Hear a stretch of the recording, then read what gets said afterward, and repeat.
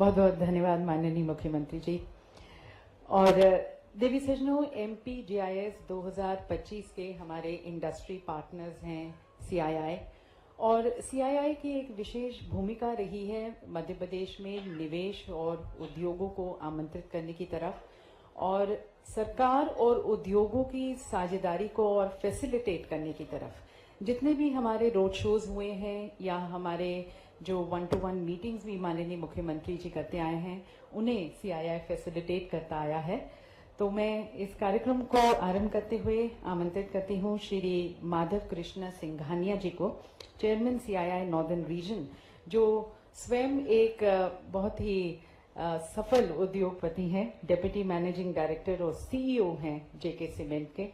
उन्हें मैं आमंत्रित करती हूँ उनके स्वागत उद्बोधन के लिए।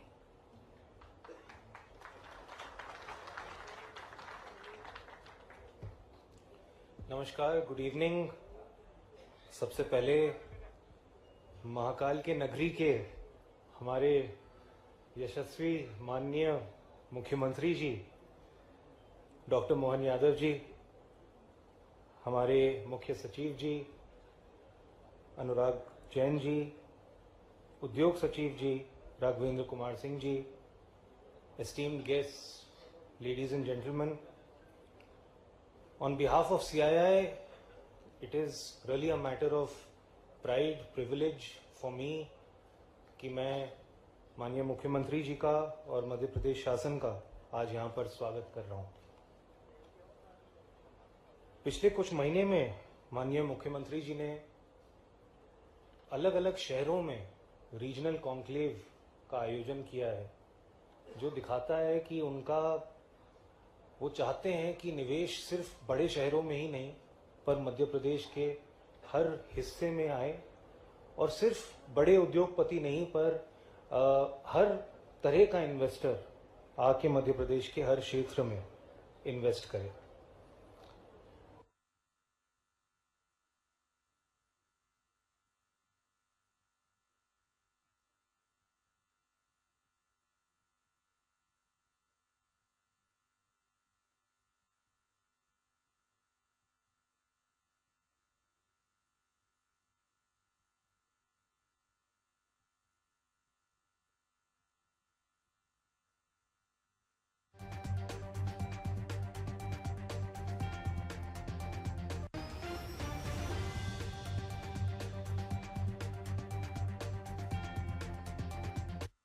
उन्होंने कहा कि ईज ऑफ डूइंग बिजनेस एक की फोकस रहा है सरकार का, और कंपनी बनाने में एक दिन में कंपनी बनती है, जो पहले बहुत समय लगता था। तो उसमें अनुराग जैन जी का बहुत बड़ा उस समय कंट्रीब्यूशन रहा था।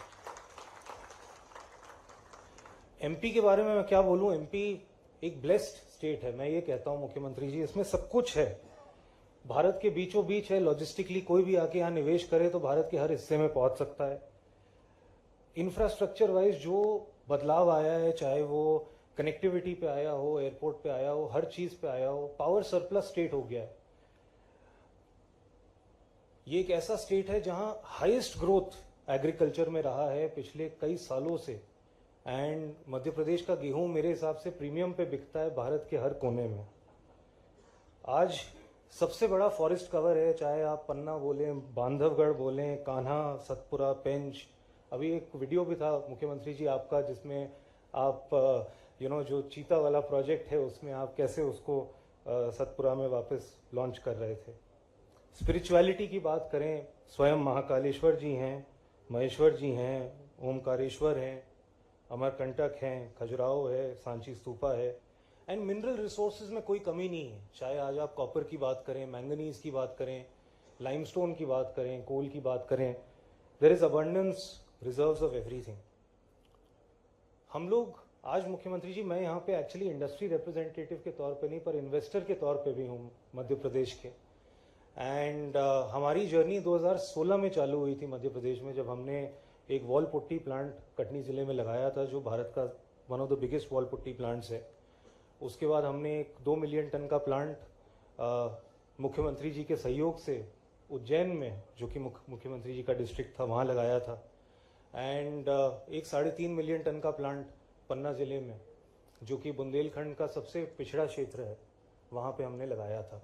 तो मुख्यमंत्री जी, ये जो सब निवेश था ये लगभग 3-3.5 हज़ार करोड़ का निवेश तब तक हो चुका था।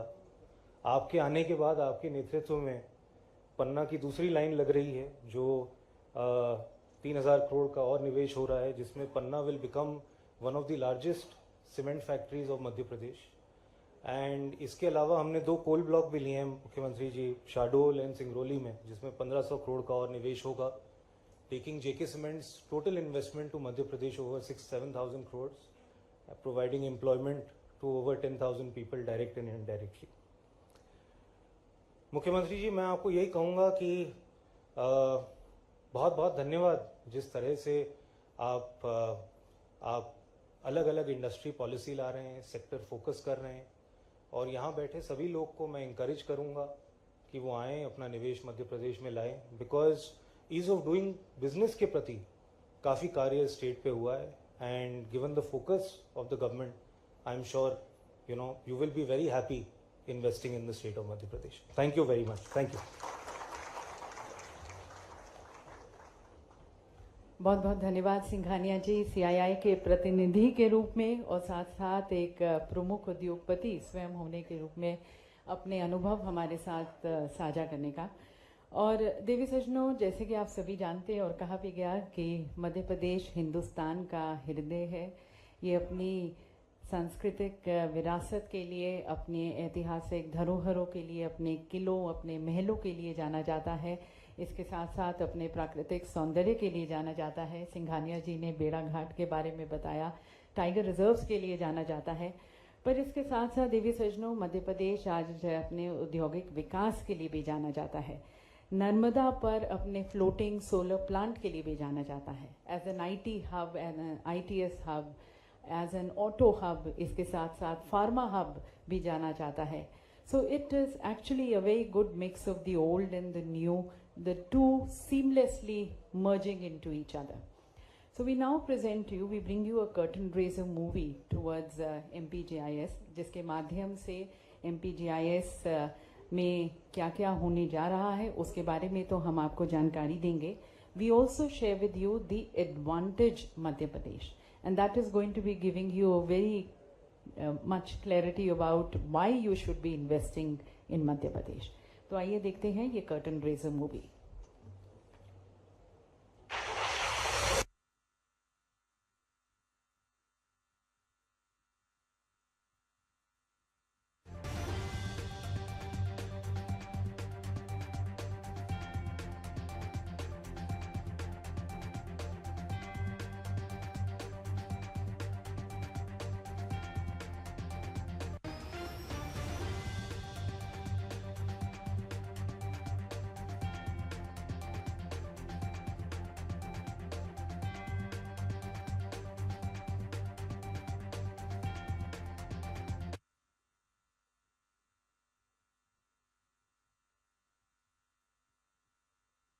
Climatic zones, which is the highest in the nation. If you're exploring a vast industrial land bank of more than 1 lakh acres, if you're not facing land and labor issues at all, if you're finding ample raw material for cotton, silk and man-made fiber, if you meet talent from India's first global skills park, IIT, IIM, NID, NIFT, NANET, and many prestigious institutions near you.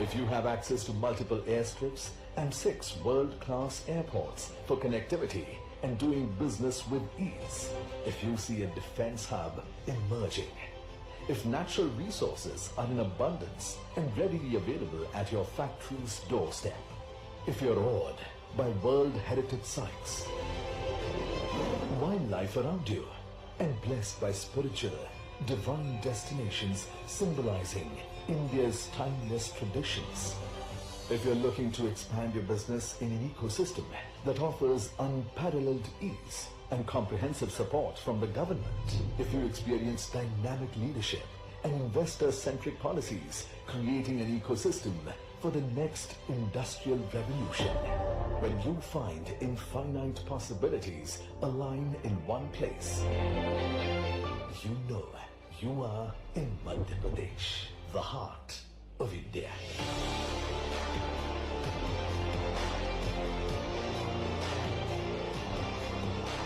Welcome to the 8th Global Investors Summit 2025, Bhopal, Madhya Pradesh, where global visionaries, policymakers and industry leaders will converge for 2 power-packed days.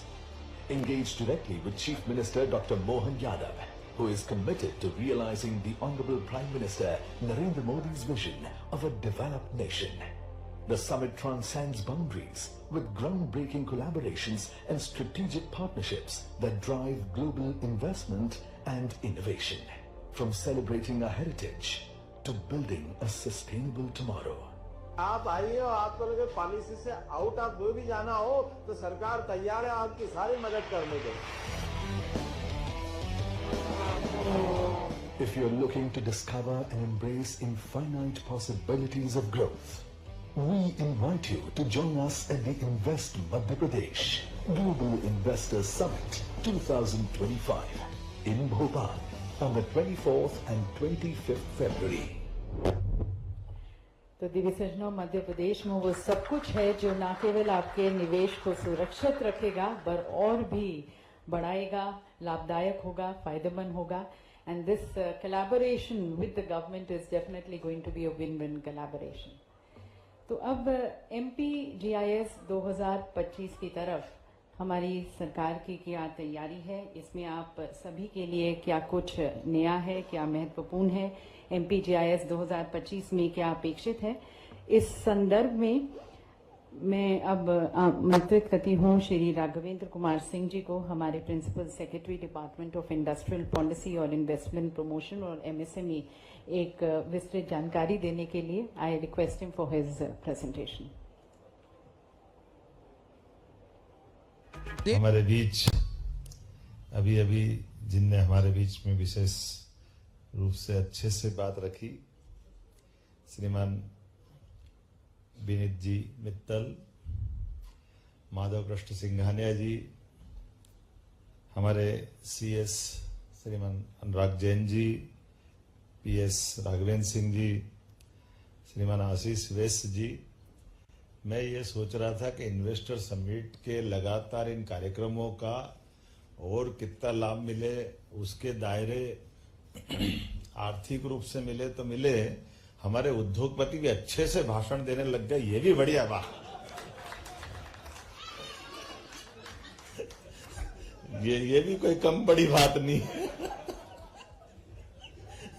मेरे को कोई number देने का बोले कि सिंघानिया जी को number दूं कि मित्तल जी को दूं, तो मेरे सामने धर्म संकट आ जाए। अच्छे से अपनी बात का संप्रेषण करना, ये भी बड़ी बात है। अभी वैश्य जी को धन्यवाद में लगाया, ये बड़ा मुश्किल जा रहा है। जैसे 7 इन्वेस्टर समिट हुई, 5 दूसरे कार्यक्रम हो गए और हर बार डैश पे 3 से 4 हमारे उद्योगपति मिले, तो ये आंकड़ा भी राघवेंद्र जी बताना कि ये कितने अच्छे भाषण भी हमारे मंचों से हुए हैं। लेकिन मैं इस बात के लिए आनंद के साथ कह सकता हूं कि कभी कभी एक परमात्मा मौका देता है और उस मौके का सदुपयोग करने आता है, और उस अनुकूलताओं के दायरे में अगर देखो तो यहाँ इस जगह बोलने में मुझे कोई गुरेज नहीं है। अभी कोई चुनाव का समय नहीं, इसलिए बेखौफ बोल भी सकता हूं। आप वो दोनों समय देखो, केवल ये जो वर्तमान का समय, अगर भारत 5वीं अर्थव्यवस्था बना है और तीसरी की तरफ जा रहा है, तो एक वास्तव में चमत्कारी व्यक्तित्व हमारे बीच में है, यशस्वी प्रधानमंत्री श्रीमान नरेंद्र मोदी जी। हम उनका अभिनंदन करें, वंदन करें। मैं इसलिए नहीं बोल रहा हूं कि वो हमारे वरिष्ठ है, हमारी पार्टी के वरिष्ठ है, हमारी उनके दलों की उनका आशीर्वाद है। वो दो कारण से और मैं उसका अपनी बात को कहना चाहूंगा कि जिनके मुंह से, एक तो बगैर संकोच, हमारे अगर निवेशक आगे नहीं बढ़ेंगे और भारतीय निवेशक आगे नहीं बढ़ेंगे तो कहां से कोई देश आगे बढ़ाएगा? कब तक हम किसी के पीछे पीछे चलते रहेंगे? हमको भारत को आगे बढ़ाना है, भारतीय लोगों को आगे बढ़ाना है, भारत को दुनिया की उस कतार में खड़ा करना है जहां का वो हकदार है। तो उतनी उनका हिम्मत भी चाहिए। और मैं मान के चलता हूं कि डंके की चोट, पता नहीं क्या क्या षड्यंत्र करते, कभी किधर से षड्यंत्र हो जाए, कभी किधर से षड्यंत्र हो जाए, लेकिन वो इस मामले में कभी पीछे नहीं हटते।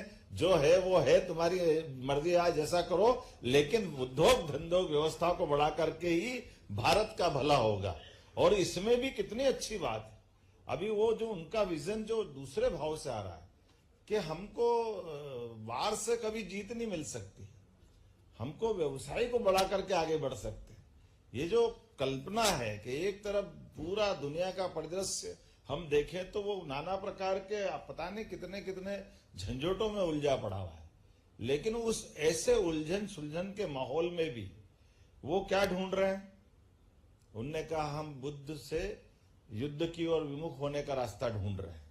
अब ये एक वाक्य में सारी बात आ जाती है।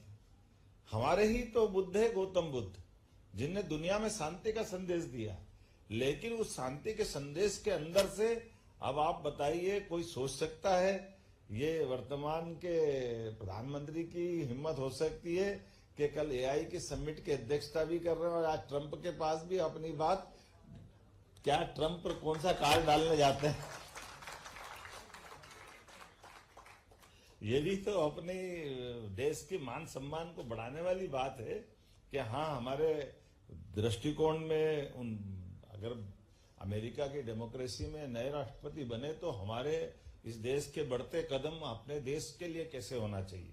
और सौभाग्य तब मिलता कि पहले विदेशी राष्ट्र के प्रमुख के नाते से वो जा रहे हैं, हमारे गणतंत्र के, दुनिया के सबसे बड़े लोकतंत्र के नायक, सबसे सक्षम देश की तरफ जा रहे हैं। तो जनतंत्र की भी विजय हो रही है। और इसका भी और आनंद है कि कल दोनों ने साइन नहीं करे तो मत करो, जिनसे हमारा झगड़ा चलता उनने पहले साइन कर दिया, ये भी एक बड़ी बात।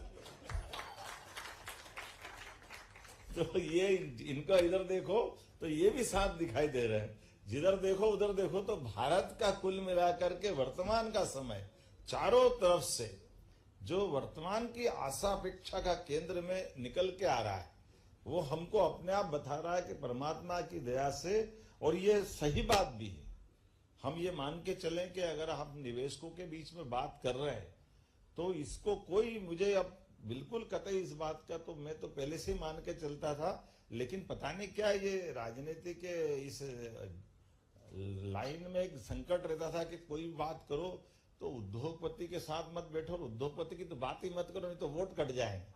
पता नहीं कौन सा दौर था वो। अरे भाई, उद्योगपति नहीं, उद्योग लगाने की बात नहीं करोगे, रोजगार की बात नहीं करोगे तो आप भला कैसे करोगे? हमारी ये इतनी बड़ी मानव संपदा है जिनके बलबूते पर हमारे यहाँ इतनी बड़ी आबादी है, और आबादी में सब प्रकार के उनके लिए वो अवसर मिलने का जो मार्ग है, हम कैसे बात कर सकते हैं कि अगर ये हम इस चीज को नकार देंगे तो कैसे काम चलेगा? आज के समय में तो इसको सर्वाधिक आवश्यकता, जब दुनिया का सबसे युवा देश अगर कोई है तो भारत है। हमको इस बात पे गर्व होना चाहिए, जब युवा देश है तो युवा देश को आगे की राह पकड़ने के लिए हमको ये सब अनुकूलता नहीं चाहिए क्या? उस अनुकूलता के बलबूते पर सभी सेक्टर में, और कितना अच्छा लगता है ये स्टार्टअप को प्रोत्साहन देने से लगा करके हमने सभी प्रकार के इन्वेस्टमेंट की पॉलिसी को, ये अभी अनुराग जी ने एक अच्छी बात बोली और वो बात बिल्कुल सही है।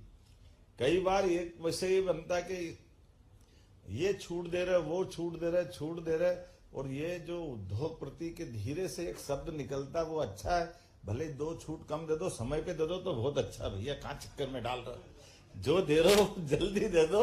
वो 5 दोगे तुम 2 दे दो, लेकिन 2 से हम 4-6 कर लेंगे इसको। तो समय सीमा के अंदर की जो कठिनाइयां कम करके जो हमारे व्यापार व्यवसाय को बढ़ाने के लिए भी आवश्यक है। और मुझे इस बात की प्रसन्नता है, जितने प्रकार से बात बोली गई, अब मैं तो इस बात के लिए विनीत जी की तरफ दोबारा आना चाहूंगा। विनीत जी, आपको धन्यवाद देना चाहूंगा, इनका जैसा सफल बिजनेसमैन नहीं देखा। इनने कहा हम अगर सोलर एनर्जी में बढ़ रहे हैं तो सोलर एनर्जी में इनने कहा कोई सरकारी जमीन का इंतजार ही नहीं कर रहे हैं, जो जमीन है सब व्यक्तिगत खरीद लो, और पूरी जमीन अपनी निजी खरीद करके पूरा अपना बड़ा अच्छा का कैंपस बना लिया। अब मैं इसको इस नाते से भी धन्यवाद देना चाहूंगा कि ये दूरगामी दृष्टि से लिए गए निर्णय हैं। वास्तव में हमारे यहाँ एमपी में अगर दिल्ली, बंबई, दुनिया के बाकी देश छोड़ दो, अपने राज्य के भी दूसरे राज्यों से तुलना कर लो, तो जमीन की कीमत दिल्ली की तुलना में तो 1/40वां हिस्सा है, बंबई की तुलना में 1/100वां हिस्से से कम है। आपको अगर इंडस्ट्री लगाना तो इंडस्ट्री लगाओ। कई बार इंडस्ट्री लगने के बाद 10-20 साल बाद अपनी अगली पीढ़ी के लायक क्या मालूम क्या रहेगा नहीं रहेगा। ऐसे में इनके रास्ते पे चलने से बिल्कुल जीवन में अमृत मिलेगा। अगली पीढ़ी कुछ नहीं करेगी, जमीन बेच के हिसाब चुकता करे तो काफी हाथ में पैसा आ जाएगा, परवारा काम हो जाए, उसमें कोई तकलीफ नहीं है। इतना बड़ा जमींदार बना के छोड़ दिया, कोई कम बड़ी बात थोड़ी। तो आम के आम गुठली के दाम, और कहां जाओगे आप। कुल मिलाकर के हर कोई व्यक्ति जो इन्वेस्टमेंट करना चाहता है तो वो दो ही रास्ते चाहता है। मैं अपने व्यवसाय के माध्यम से लाभ भी कमाऊं, लेकिन ये बात भी सही है, हमने भगवान को नहीं देखा है, हमने ब्रह्मा जी का भी नाम सुना है, हमने विश्वकर्मा का भी नाम सुना है, लेकिन सच्चे अर्थों में आप कई लोगों के पेट पाल करके वो भूमिका में आते, मैं आपका अभिनंदन करता हूं, व्यवसाय वालों का भी। मैं अभी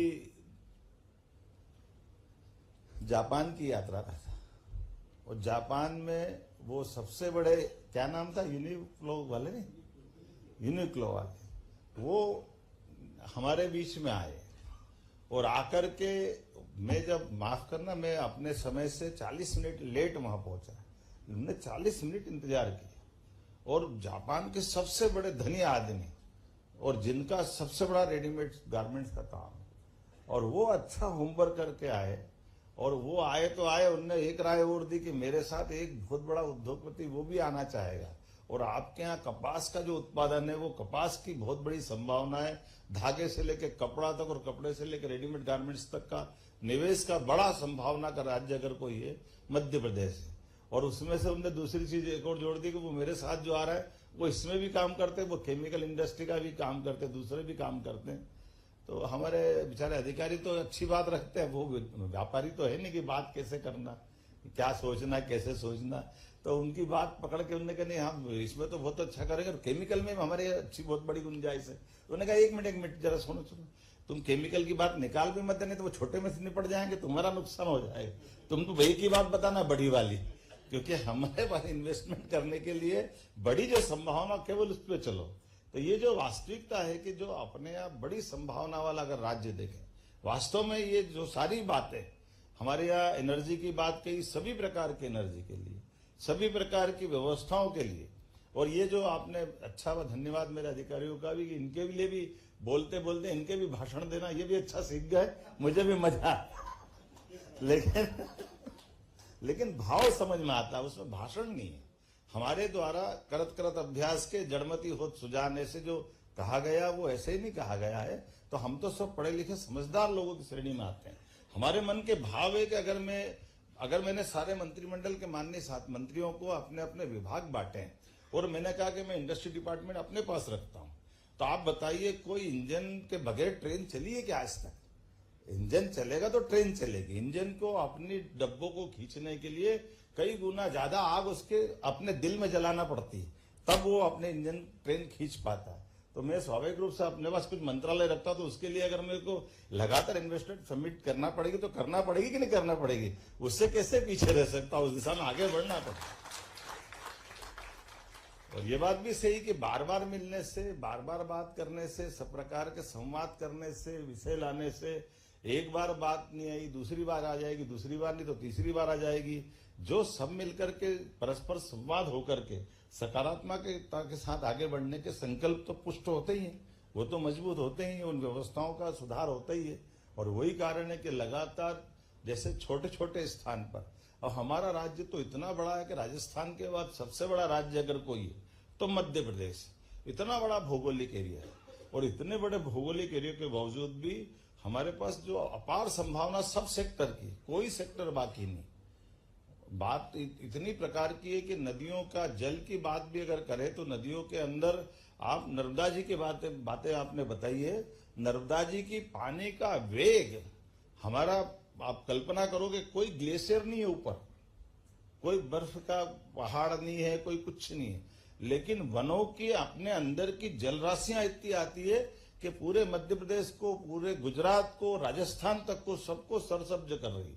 अकेली एक नदी, और अकेली एक नदी नर्मदा जी नहीं, ऐसी हर नदी आप बड़े बड़े कोई से भी राज्य उठा के देख लो, अगर जमुना जी और गंगा जी का प्रभाव आज की दिशा में हमको दिखाई देता है बिहार के पहले पहले, तो चंबल नदी अगर जमुना जी में नहीं मिले हमारे पास आगरा के पास से, तो उतनी धारा से वेग जमुना जी का आगे गंगा जी के रूप में नहीं बनेगा, और फिर वो बिहार तक आते आते थक जाती है, तो फिर सोनभद्र मध्य प्रदेश से निकली नदी बिहार में फिर वापस उसके प्रभाव को बढ़ा कर देती है। ये मध्य प्रदेश की जलराशि है, और अकेले ये नहीं, ताप्ती से हमारा महाराष्ट्र लेके गुजरात तक का सारा नदियों का क्षेत्र, सब तरफ से तो पानी है, सड़कें है, 5,500 किलोमीटर का राजमार्ग का अगर नेटवर्क है, तो मध्य प्रदेश के पास कोई राज्य इतना बड़ा नेटवर्क लेके नहीं, जहां एनएच हमारे 5,500 किलोमीटर के, 550 ट्रेन हमारे यहाँ चल रही है, 6 एयरपोर्ट हमारे यहाँ चल रहे हैं, और बाकी पाइपलाइन में बहुत सारे अलग अलग है। सभी प्रकार के सेक्टर में आगे बढ़ने के लिए, टूरिज्म में आओ, टूरिज्म में भी किसी प्रकार के भी है, और क्या क्या इंसेंटिव देते हैं। रेडीमेड गारमेंट्स में तो 200% में तो मेरा दिमाग ही काम नहीं करता, जोड़ बाकी करते करते, कि 200% का इन्वेस्टमेंट को, इन्वेस्टर को अगर इंसेंटिव दे रहे हो तो वाकई अब बचा क्या है। तो ये आपने सही कहा कि 50,000 करोड़ लगवाए, और साल 2 साल में 25,000 करोड़ वापस देने की गारंटी दिला रहे हो, गलत थोड़ी कह रहे हो आप, क्योंकि ये तो हमारे लिए केवल सेक्टर को समझ करके डालने की जरूरत और निकालने की जरूरत, और मैं मान के चलता हूं गलत नहीं है। हम अल्टीमेटली कुल मिलाकर के हमारे सबके माध्यम से 21वीं शताब्दी भारत की होगी, माननीय प्रधानमंत्री के नेतृत्व में तीसरी आर्थिक अगर शक्ति बनाना है, तो इस प्रकार के प्रयोग करने की जरूरत भी है, और इस प्रकार के आमंत्रण की जरूरत भी है। और ऐसा माना जाता है कि अगर हृदय मजबूत है तो शरीर मजबूत है, हार्ट अगर है तो हार्ट की भूमिका में भी तो आना पड़ेगा। सारे कचरे वाले, कार्बन डाइऑक्साइड वाले खून को निकालते हुए ऑक्सीजन युक्त से ही शरीर चलता है। ये हमारा जो परमात्मा की दया से जूलॉजिकल सिस्टम है, ये अच्छा चलेगा। मैं उम्मीद करता हूं कि ये जो आज की समिट हमारी हुई है, और आप यहाँ के माध्यम से मैं आप सबको निमंत्रण दे रहा हूं, आइए हम सब मिलकर के भोपाल की 24 और 25 तारीख की तारीख को अमर करें। और जो एक बात बताइए, वो भी और मजे की बात है, वहां लेक भी है, पहाड़ भी है, बहुत साफ सुंदर राजधानी भी है, लोग भी बहुत भले हैं, और इतना अच्छा फॉरेस्ट का एरिया है। अभी हमने उनको रातापानी अभयारण्य की घोषणा कर दी। कई सड़कों पे दिन में आप घूमोगे, रात में टाइगर भी घूमते हैं। ये हमारे भोपाल की विशेषता भी है। बहुत बहुत धन्यवाद। बहुत बहुत धन्यवाद माननीय मुख्यमंत्री जी। देवी सज्जनों, माननीय मुख्यमंत्री जी के संदेश से आप सभी ने ये महसूस किया होगा कि ये सरकार काम लगातार और फैसले असरदार करने में विश्वास रखती है, और आप सभी यकीनन प्रोत्साहित हुए होंगे निवेश करने की तरफ और भोपाल आने की तरफ। बहुत बहुत धन्यवाद।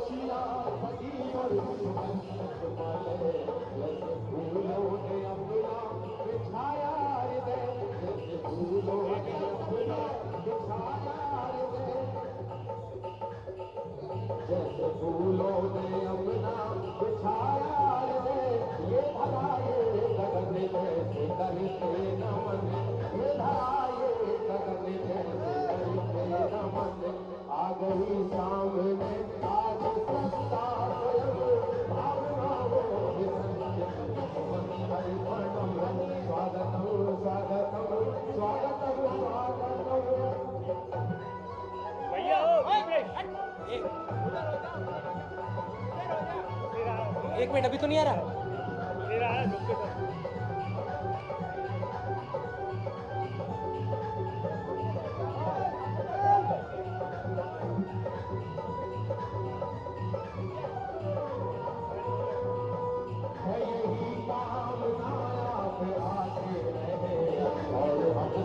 मैं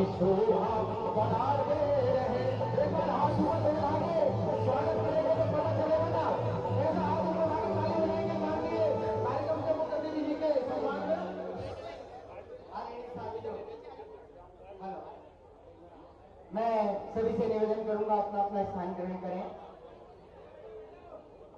लोकप्रिय और लाडले मुख्यमंत्री जी माननीय डॉक्टर मोहन यादव जी हमारे बीच मंच पर उपस्थित हैं। साथ ही लाडले विधायक दक्षिण पश्चिम भगवान दास सवनानी जी, भोपाल की महापौर आदरणीय मालती राय जी,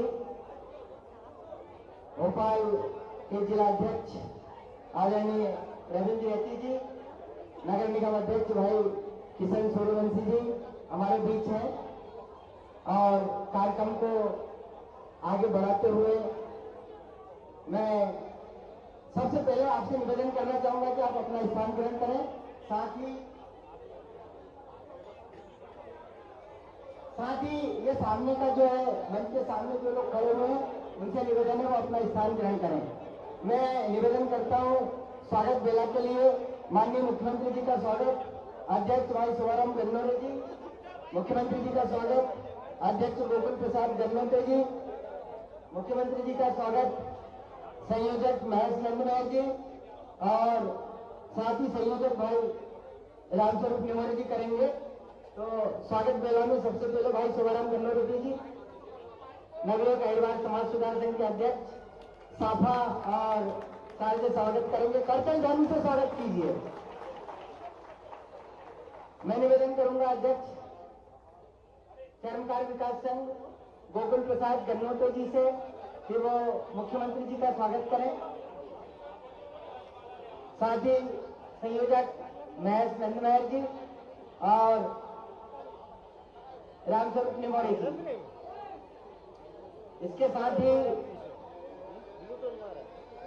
माननीय मुख्यमंत्री जी का बड़ी माला से स्वागत, सामूहिक स्वागत क्षेत्रीय समितियों के अध्यक्षों द्वारा नगरीय कैडवार समाज सुधार संघ के अध्यक्ष और कर्मकार विकास संघ के अध्यक्ष द्वारा किया जा रहा है। बाबूलाल राठौर जी, रामविलास तिलवारी जी, पप्पू तिलवारी जी, राम निमोरे जी, सुनील दिलारे जी, लखन टोयरे जी, संतोष लोंगड़े जी, गणेश गन्नौते जी, हरीश नडोरिया जी, नोमेश चंद्रायर जी, राजू मंडराय जी, रामदयाल यादव जी, नारायण राठौर जी। बड़ी माला से स्वागत। तालियों का क्या अभाव है, तालियों से स्वागत।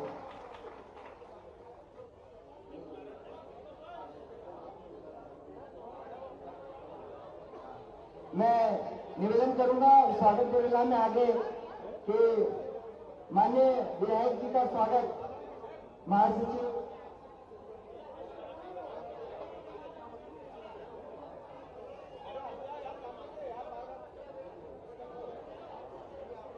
विधायक जी का स्वागत गोकुल गन्नौते जी अध्यक्ष महोदय करेंगे। विधायक जी का स्वागत।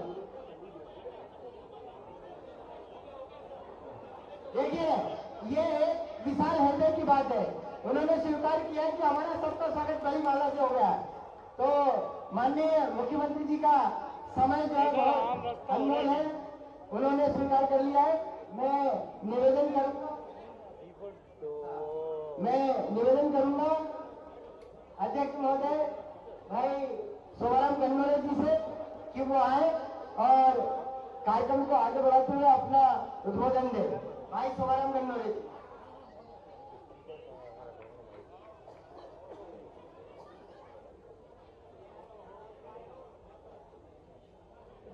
सबसे पहले मैं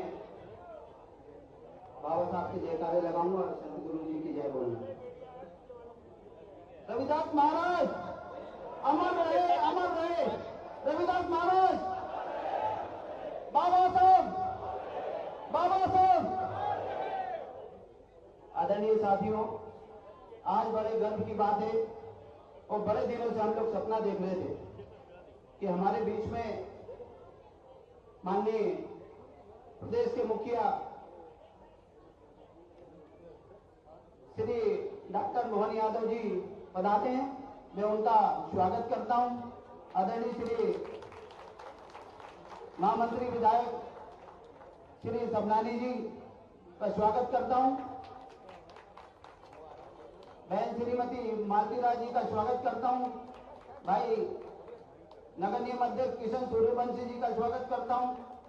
आदरणीय जिला अध्यक्ष रविंद्र जी का स्वागत करता हूं।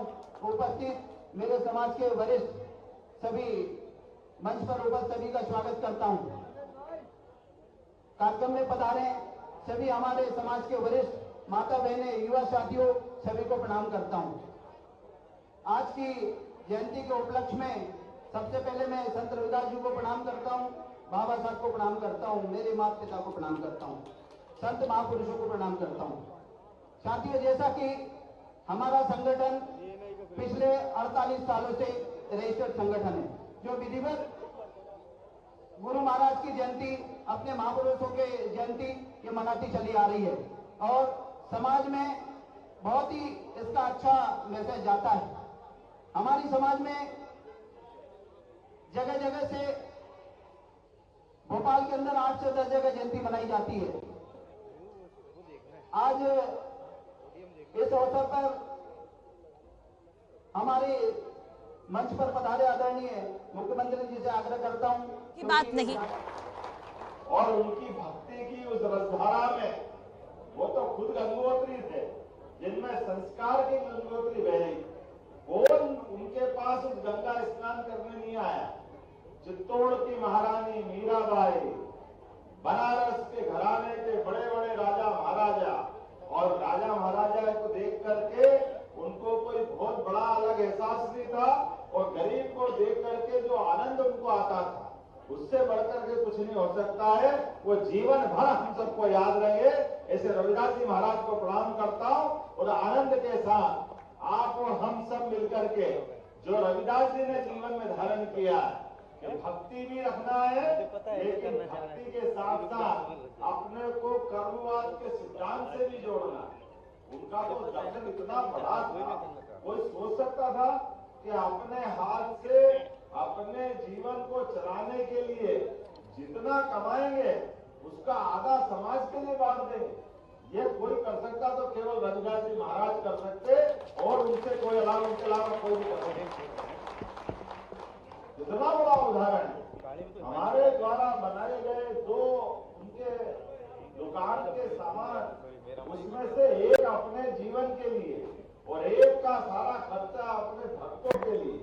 इसीलिए तो भगवान ने भी उनकी परीक्षा ले ली। ऐसा कहते कि एक बार भगवान उनके कष्ट देख करके पारसमणि देने आ गए साधु सन्यासी के भेष, और कहा कि महाराज ये आप इतना अच्छा काम करते थे, पारसमणि रख लो। इससे क्या होता है? बोले इससे जिसको छुआओगे सोना बन जाएगा। फिर क्या होगा? बोले सोने से आपके सारे कष्ट मिट जाएंगे। बोले मेरे को जरूरत नहीं है। बोले नहीं, मेरी इच्छा दे दो। परमात्मा स्वयं देने जिनके पास आए, तो ज्यादा आग्रह करा तो भगवान से लेकर के उनने अपनी टापरी में ऊपर लकड़ी में लगा ली। कुछ दिनों बाद देखा कि महाराज तो वैसे के वैसे ही। कुछ समय बाद आए, उनको लगता कि रविदास जी का है। बोले वही वो भजन कर रहे, आनंद कर रहे। उनसे पूछा क्यों महाराज, मैंने आपको पारसमणि दी थी? बोले हाँ दी थी। कहाँ है? बोले वो रखी हुई है। तो बोले वो रखने के लिए थोड़ी दी थी, आप अपने जीवन में उपयोग करो। बोले भगवान ने मेरा, आपने जो मुझे जो हाथ दिए ना, वो हाथ ही परमात्मा ने मुझे जीवन भर के लिए प्रेरणा दी।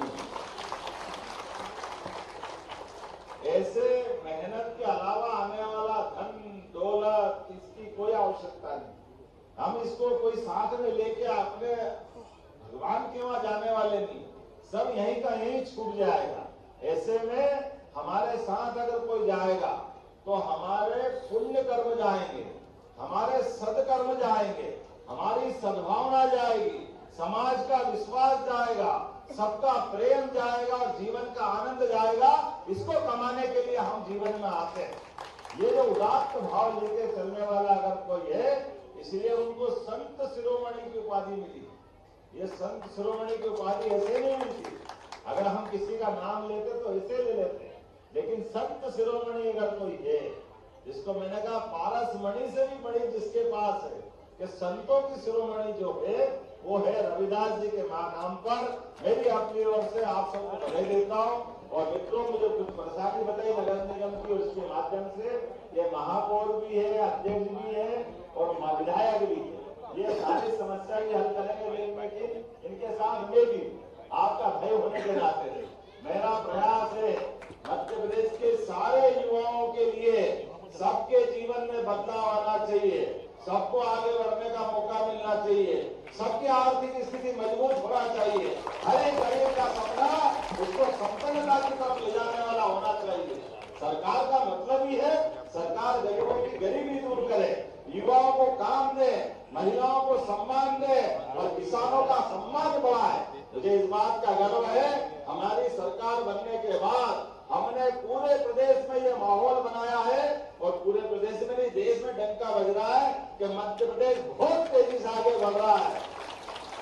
हमारे सभी युवाओं के लिए, सभी गरीबों के जीवन में बेहतरी के लिए हम काम कर रहे हैं और इन कामों के बलबूते पर हमारे लिए अच्छी बात है, गुमटी मांग रहे, गुमटी तो देंगे ही देंगे, एक गुमटी के महल देंगे, महल बना बढ़िया धूमधाम से बराबरी से। क्या तकलीफ है? हमको मालूम है आज के समय में इस कठिन काल में सरकार के माध्यम से आपको और आनंद आ रहा है। यशस्वी प्रधानमंत्री नरेंद्र मोदी जी का समय है, जोरदार ताली बजाओ माननीय मोदी जी के लिए,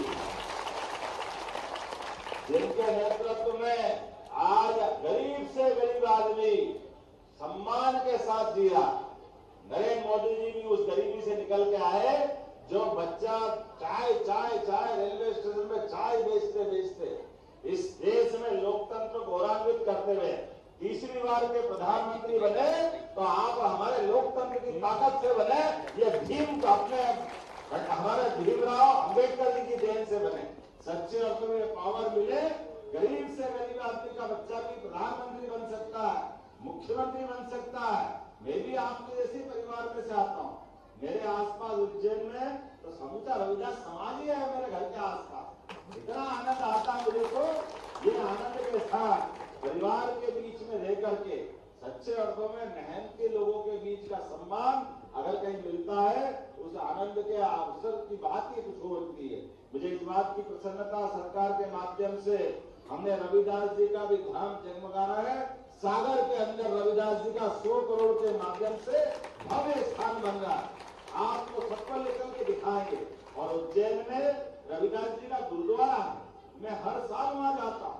गुरुद्वारा जहाँ रविदास जी स्वयं उज्जैन आए थे, उज्जैन में हमारे अवंतीपुरा के पास नयापुरा के अंदर अपने यहाँ एक अच्छा गुरुद्वारा बना है।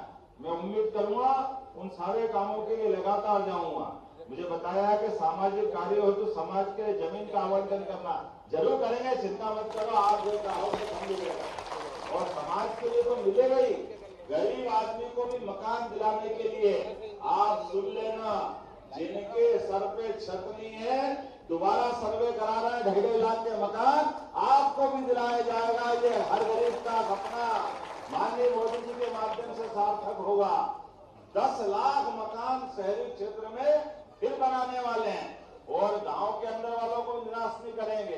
गांव के अंदर भी दोबारा सर्वे होने वाला है, तो जो गांव के अंदर बैठा है उन सबको भी गांव के अंदर भी मकान दिला करके उनका भी अपना सपना, अरे गरीब आदमी है वो क्यों झोपड़ी में रहना चाहिए, उसका मकान पक्का नहीं बनना चाहिए क्या? उसका मकान भी पक्का बनना चाहिए, उसका भी बनाया जाए, कोई छूटेगा नहीं। लेकिन शिक्षा, चिकित्सा, रोजगार और समानता का अवसर ये हम सबको डॉक्टर भीमराव अंबेडकर के माध्यम से मिला है। निश्चित रूप से सरकार वो सब काम करती जाएगी। आज के इस अवसर पर मेरी अपनी ओर से बधाई। एक बार फिर बोले रविदास जी महाराज की। मुझे तुरंत जाना था दिल्ली, फिर भी मैंने कहा मैं आधे घंटे एडजस्ट करके आऊंगा, क्योंकि आज ये 24 तारीख को जो मोदी जी आने वाले हैं और विश्व ग्लोबल इन्वेस्टर समिट है, विश्व के सभी राजदूतों के साथ मुझे दिल्ली में बैठना था, लेकिन हमने कहा थोड़ी देर से बैठेंगे उनके साथ, पहले रविदास जी से मुलाकात करेंगे, आपके अपने भक्तों के बीच चलेंगे, रविदास जी का आशीर्वाद लेके तो सफलता होगी। इसलिए आज आपके बीच में आया। मेरी अपनी ओर से रविदास जी महाराज की बधाई, बहुत बहुत धन्यवाद। एक बार फिर अपने हिजवार समाज का भी आभार मानता हूँ। बोलिए भारत माता की, संत शिरोमणि रविदास जी महाराज की।